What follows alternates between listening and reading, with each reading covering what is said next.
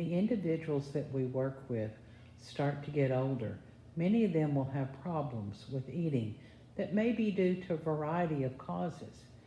People may have Alzheimer's disease or related dementia. They may have increasingly poor vision, age-related changes to their vision. Their sense of taste or smell may be diminished. They may have unresolved dental issues. They may have increasing sensory issues, particularly if they've always had sensory problems or if they now have Alzheimer's or related dementia. Arthritis, especially of the hands, can make picking up the utensils painful and they just give up. And finally, depression or apathy may be setting in due to a variety of things. All of these can be the reason the person isn't wanting to eat, and each should be addressed differently. Good. Hi, my name's Patty with the Center on Aging, Dementia, and Longevity, and we're going to talk about maintaining independence with dining. People can have problems with eating due to many different causes. Often it's a person who has Alzheimer's or another form of dementia. They may have poor vision or age-related changes to their vision. Their sense of taste or smell may be diminished as they get older. They can have unresolved dental issues. This is way more common than people think. There could be increased sensory issues as people age. If they've always had sensory issues, they may be getting worse. Or sometimes someone, especially who has dementia, will start to develop sensory issues as they age. Arthritis, especially of the hands, can make it very difficult to grip utensils and things, and people just quit eating because their hands hurt. And then depression or apathy can set in, and that very often will make someone just quit eating, and you see failure to thrive. There are several different factors to helping someone maintain their independence when we're talking about dining and eating. Let's talk about the environment. Some of these are just really basic. You want to make sure that the TV is off. You don't want a lot of competing things for their attention. Reduce noise. It is okay to have some light music playing, but it shouldn't be anything real jarring or real loud. Make sure the person is in a comfortable chair and it's a correct table height. This is particularly important if the person uses a wheelchair, that their chair and the table are matched for height, so they're not reaching too high or things are too low and their chair won't go under. We're going to talk a little bit about color contrast in a minute, but that means having things that they can see. Plates should be against a solid surface, not real busy patterns. And if you're eating things like rice or mashed potatoes or white bread, you don't want it on a white plate where they literally may not be able to see the food. And then good lighting. As people age, vision decreases. That is true for all of us. So you want really good lighting where people can see what they're doing. That romantic candlelight is sweet sometimes, but not when you're trying to dine and you're older.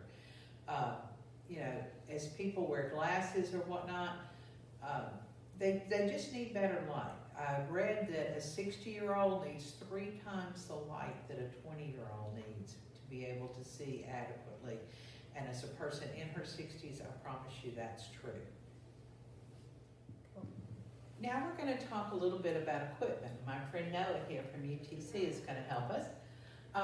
There are a lot of adaptive utensils, such as she's holding forks, spoons, knives. They have built-up handles so that people who have arthritis or any other problems with manual dexterity can hold on a little better. This allows them to be independent and not have someone else having to feed them. Adaptive utensils run the gamut in price. Anything that's labeled Alzheimer's automatically costs twice as much. But look around, you can find these at very different price points, but this is tubing where you can make your own. As you can see, it's got a little hole in it. You can cut it to different lengths and just fit a fork or a spoon down in there. It gives somebody something to grip. It's also good for writing utensils, but right now we're talking about dining. An easy fit for those of you who are older and know what little pink sponge rollers are, and I should have had one here to show you, but they're the things that your mom or grandmother always used to put in their hair with little pink sponges on them. You can still get them at the Dollar Tree. For $1, you get about 10, and if you take the plastic clip out and throw it away, you're left with a little sponge about this long with a big hole in the middle, and you can fit a fork or a spoon right in there, and that gives somebody something to grip. There are also adaptive bowls and plates. These are built up on this side, making scooping easier, or they're weighted so that they don't scoot across the table as quickly. Cups and straws. Look for cups with handles. Sometimes things with lids can look very similar to the things that you use for children when they're young, or it can just be a coffee cup with a handle. A handle is easier to maintain, a good grip than just holding a slick glass. Straws. Straws can help a lot of people be able to drink on their own. And you may look for straws that have a little bigger hole, not those little teeny tiny ones. Non-skid mats. This goes, I should have put it right next to bowls and plates, but non-skid mats it can be just a rubber mat. You can buy all kinds of things. If you put in non-skid mat on a Google search, you're going to come up with a zillion different things. But it can also just be a textured placemat. Anything that allows that bowl or plate to not slide, and so it gives the person a little more security. And adult bibs. This is a controversial thing. Many people think it's very childish to have people wear bibs, but if somebody spills a lot or drools a lot, it may make them feel better to have something on. What you don't want is to have real childish patterns and things. You want solid colors. It can be plaids, things that look more adult or that match the person's interest. The most important thing to me is it is up to that individual. If they don't want to wear a bib, they should not be made to wear one. If they're comfortable with a bib, then you can offer it, but make sure that it's a larger size and something that is designed for an adult. Now we're going to talk about etiquette. One of the things I want to point out when we're trying to help someone maintain their independence, finger foods are okay. It's better for a person to eat with their hands and be able to do it independently than to have to depend on someone else to feed them with a fork or a spoon. You just need to look at different foods that are naturally finger foods. Make sure that it's a texture that is okay for that person. If you're not sure, check with their physician. But there are many, many, many things that can be adapted to finger foods, just little small appetizers and tapas and different things. And there again, if you Google finger foods, you're going to learn more than you ever thought possible. And don't criticize. This can't be said sternly enough. Do not criticize. If the person that you're supporting is trying to eat on their own, but they're spilling a lot, let it go. It doesn't matter. Let them feed themselves as long as they're able to and want to, and we can clean up later. It's no big deal. Never ever criticize the person for being sloppy or messy. Socialize. Meals are social, they're social activities. We all prefer to eat, or most of us do anyway, to eat with someone else, not to just sit there and eat by ourselves. Sometimes when you have staff, they may eat at a different time, and that's okay, but sit with the person, talk with them, socialize with them, and don't have it be just about the meal. Talk about whatever the person's interested in. Make it a social activity as much as possible. And encourage independence, but help when needed. That's a fine line sometimes. You want to encourage the person to eat on their own as long as they can. Encourage independence, even if it takes them longer, because it very well might.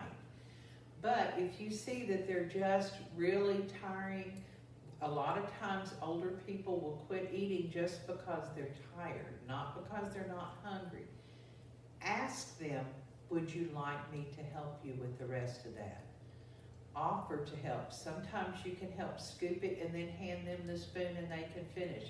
Sometimes you may have to actually feed. But ask the person, see what they're comfortable with, and go from there. When you're setting the table for someone who's older, whether they have Alzheimer's or related dementia, or it's just someone who's older or even younger who has vision problems, it's important to consider how you set the table. This can really set the stage for successful or unsuccessful dining. This is an example of too much. It's all very pretty. A lot of people like to have really festive tablecloths for the different holidays, or they like pretty flowers and they love these beautiful decorative dishes.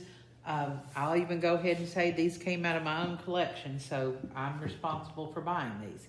However, if a person with a visual problem or a person with Alzheimer's was trying to eat, this is too much. It's sensory overload. They can't tell where everything is because there's too many patterns. The silverware matches the napkins, so it just blends in. Someone with Alzheimer's might be sitting here trying to pick up these flowers for the whole meal and not pay attention to the meal. This is just sensory overload, and it will cause problems. You need to avoid this. If the patterned tablecloth is something that the person just really loves, maybe it's a special holiday cloth that your family has always used for Thanksgiving or Easter or whatever holiday, and you really want to use it, sometimes it could be okay if you simplify everything else. Use solid, high contrast utensils, dishes. If the person can see this and is eating okay, this is fine. But there again, if you see that it starts to overload them or they're picking at the tablecloth, then move on to a solid color. Many times people want to set the table in all white. You see this often at different facilities or residential programs where they believe if everything's all white, we can bleach it and keep it clean and it's sanitary, and that's what we'll do. While clean and sanitary is a wonderful idea, if you're older and your vision has decreased, you're going to have a lot of trouble seeing things. Often in a table like this, the person can't even tell that there's a straw here. All of this just fades away and they don't know where things are. So often they just won't eat because they don't want to ask someone for help. They can't see things. If you have a table setting like this and you compound it by putting light colored food in these bowls or plates, then there's even less chance that the person is going to successfully dine with a table setting like this. This needs to be avoided. If all you have available to you wherever you're working is a white tablecloth, then use high contrast dishes. Solid colors, high contrast, much easier to see. When working with someone with Alzheimer's or related dementia, or anyone who has issues with low vision, this is the optimal way to set a table. You want solid primary colors with high contrast. The person can easily see where things are. This promotes independence for the person and ease for you. So just consider primary colors, solid, high contrast. That's what you need to look for. Thank you.